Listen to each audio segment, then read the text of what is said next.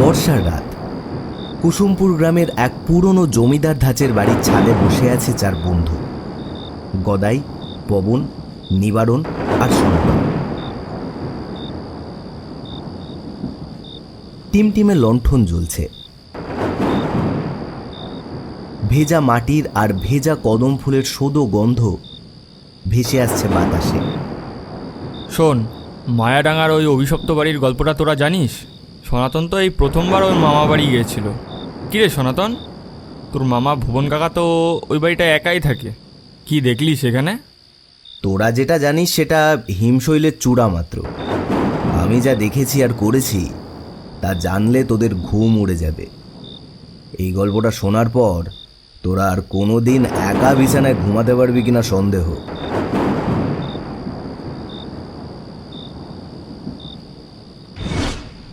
শেওড়া স্টেশনে যখন ট্রেনটা থামল তখন চারপাশ নিঝুম।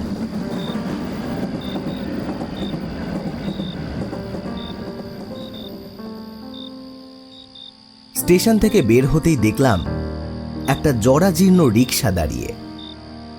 ও রিক্সাওয়ালা ভাই, মায়াডাঙ্গা যাবেন? কার বাড়ি যাবেন বাবু? ভুবন মুখুজ্জের বাড়ি। রিক্সাওয়ালা সুধীর কাকা আর কথা বাড়ালো না। দুপাশে ঘন জঙ্গল আর বড় বড় গাছ। মেঠো পথটা চলে গেছে এঁকে বেঁকে।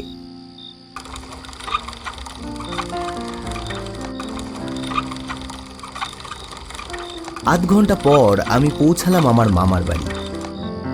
সেখানে আমার জন্য অপেক্ষা করছিল ভুবন মামা আর পঞ্চানন দাদু। ভুবন মামা আমায় দেখে বলল, আয় বাবা সনাতন, কতদিন পর এলি।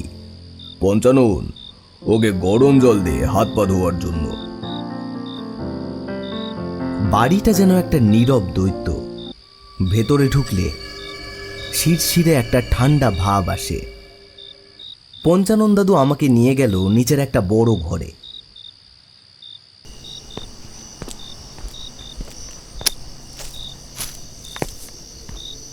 আর শোন খোকা, এ বাড়িতে অনেক ঘর, কিন্তু তুই শুধু নিচের ওই ঘরটা আর বারান্দা ব্যবহার করবি, দোতলায় উঠবি না। আর দোতলার শেষ প্রান্তে যে তালা বন্ধ ঘরটা আছে ওদিকে ভুলেও যাবি না। ওটা আমাদের কুলদেবতার অভিশাপ। 25 বছর ধরে বন্ধ আছে, থাকবেও।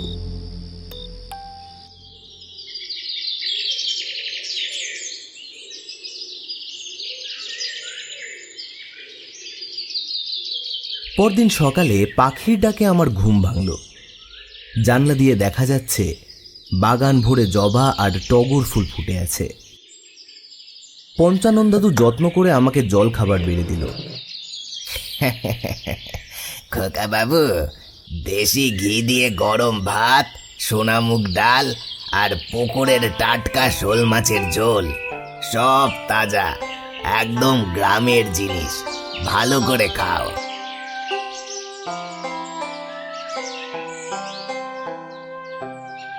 সারাটা দিন শান্তিতেই কাটল। দুপুরে মামার সাথে গ্রামের চণ্ডী মণ্ডপে গিয়ে আড্ডা দিলাম। মেঠো পথ, সোদা মাটির গন্ধ, সবই ঠিক ছিল। সন্ধ্যায় মামা আমাকে এই বাড়ির ইতিহাস শোনালো। শোন খোকা, এই বাড়িটা আসলে আমার বন্ধু প্রতাপের মায়ের ছিল।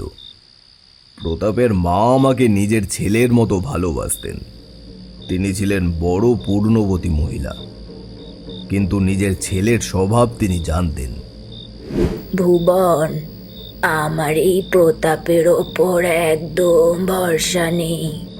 ওর লোভই ওর কাল হবে। তুই এই বাড়ির দেখভাল করিস আর আমার বৌমাকেও আগলে রাখিস। এই বাড়িটা আমি তোর জিম্মায় দিয়ে গেলাম।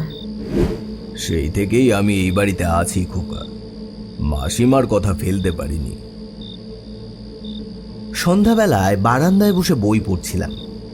হঠাৎ দোতলায় সেই তালাবন্ধ ঘরের দিক থেকে একটা অমানসিক গোঙানির শব্দ শুনতে পেলাম। মনে হলো কেউ যেন হাঁপাচ্ছে আর ফিস ফিস করে কাঁদছে। আমি ছুটে গেলাম পঞ্চানন দাদুর কাছে। দাদু, ওটা কিসের আওয়াজ? দোতলায় কে আছে? খোকা বাবু, মামার নিষেধ শুনবেন। ও ঘরের ভেতর 25 বছরের পাপ বন্দি আছে।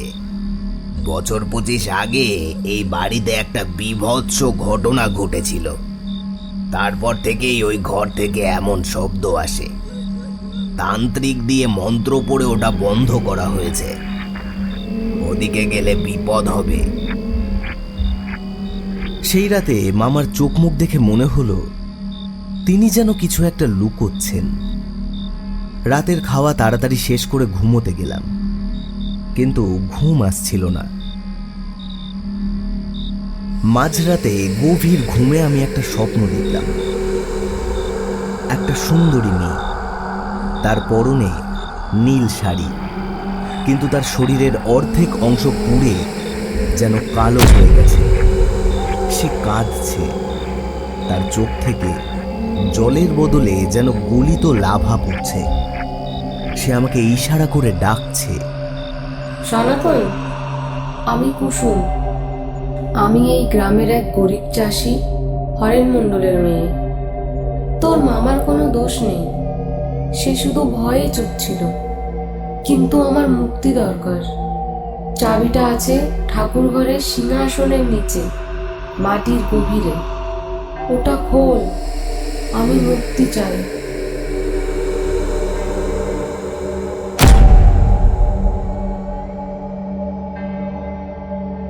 সম্মোহিতের মতো আমি মাঝরাতে উঠে লণ্ঠন হাতে ঠাকুর ঘরের মেঝের মাটি খুঁড়ে মরচে ধরা পুরনো চাবিটা বের করলাম।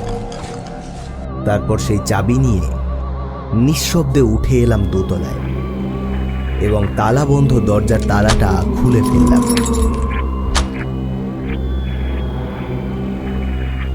তালা খুলতেই আমার চোখের সামনে 25 বছর আগের দৃশ্য জীবন্ত হয়ে উঠল।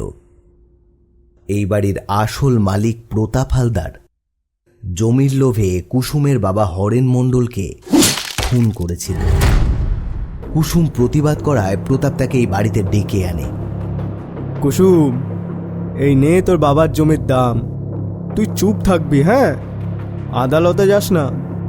তোর পাপের টাকা আমি ছুঁয়েও দেখব না। আমি আদালতে গিয়ে তোর ফাঁসির ব্যবস্থা করব।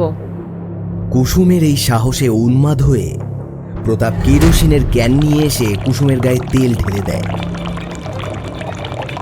ভুবন মামা দরজার আড়াল থেকে সব দেখছিল।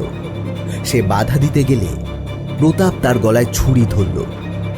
যদি একটা কথা বলিস তবে তোর বোনকেও এভাবে পুড়িয়ে মারবো। ভুবন মামা তার বোনের জীবন বাঁচাতে ভয়ে কুঁকড়ে গিয়েছিল। এই জোড়া খুনের পর আইনের হাত থেকে বাঁচতে প্রতাপ হন্যে হয়ে গা ঢাকা দিল এবং গ্রাম ছেড়ে পালিয়ে গেল। সেই অলৌকিক ঘোর কাটাতেই আমি দেখলাম ঘরের অন্ধকার কোণ থেকে নীলচে আগুনের মতো জ্বলন্ত চোখ নিয়ে কুসুমের আত্মা আমার সামনে এসে দাঁড়িয়েছে। প্রতাপকে এখানে নিয়ে আয় সনাতন, তবেই তোর মামা, তোর পরিবার এবং আমিও মুক্তি পাব। প্রতাপের লোভই ওকে এখানে টেনে আনবে।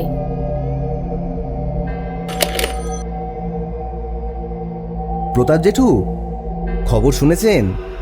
আমাদের দিঘিটা মাছ চাষের জন্য খুঁড়তে গিয়ে নিচ থেকে 1 কলসি সোনার মোহর পাওয়া গেছে। দিঘিটা আপনার বাবার নামে রেকর্ড। ভুবন মামা মোহরের কলসিটা লুকিয়ে দোতলার সেই তালা বন্ধ ঘরে রেখে দিয়েছে। সরকার জানার আগেই আপনি চলে আসুন, নইলে সব হাতছাড়া হয়ে যাবে। কি বলিস? ওই ঘরে মোহর রেখেছে? আমি কালই আসছি। সেই রাতে প্রতাপ যখন মোহরের লোভে হন্তদন্ত হয়ে ওই তালাবন্ধ ঘরে ঢুকল, কুসুমের ভয়ঙ্কর অট্টহাসিতে ঘর ফেটে পড়ল। প্রতাপ দেখল কোনো মোহর নেই, আছে শুধু এক জ্বলন্ত প্রতিহিংসা। অদৃশ্য এক উত্তাপে প্রতাপের শরীর দাউ দাউ করে জ্বলতে শুরু করলো।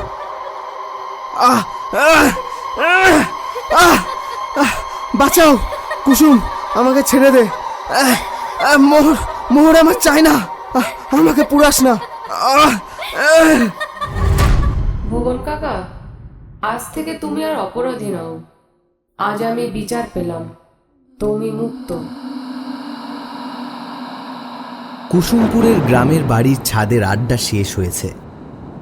চারপাশ নিস্তব্ধ। লণ্ঠনের আলোয় সনাতনের চোখ দুটো যেন জল জল করছে। তালাটা আর কোনোদিন দেওয়া হয়নি, ঘরটা এখন মুক্ত। কুসুম হয়তো এখন শান্তিতে আছে। মায়াডাঙ্গার বাতাসে এখন আর সেই কান্নার শব্দ নেই।